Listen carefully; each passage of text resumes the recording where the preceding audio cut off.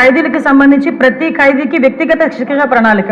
అంటే ఒక ఖైదీ వచ్చిన తర్వాత సుమారుగా అతను 5 సంవత్సరాలు ఉంటాడా, 10 సంవత్సరాలు ప్రిజన్లో ఉంటారా అంత ఆలోచన చేసుకొని దానికి ప్రణాళికాబద్ధంగా అతన్ని ఏ రకంగా సంస్కరించాలనే ఉద్దేశం మీద ఒక ప్రణాళిక ఏర్పాటు చేసుకోవడం. శాస్త్రీయ భద్రతా అంచనా వర్గీకరణ అధ్యక్ష.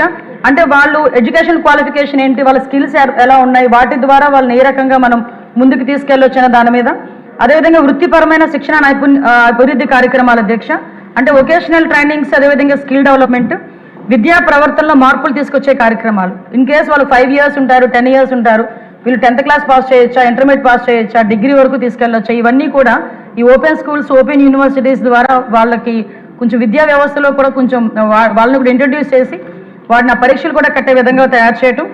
నెక్స్ట్ ఎట్ లాస్ట్ మనకి అధ్యక్ష జైలు నుంచి విడుదలయ్యే పరిస్థితి వచ్చిన తర్వాత వాళ్ళు బయటికి వెళ్ళి వాళ్ళ కాళ్ళ మీద వాళ్ళు నిలబడి స్వతంత్రంగా నిలబడడం ఒకటి, గౌరవంగా నిలబడేటట్టుగా వాళ్ళని ప్రిపేర్ చేయడం అధ్యక్ష.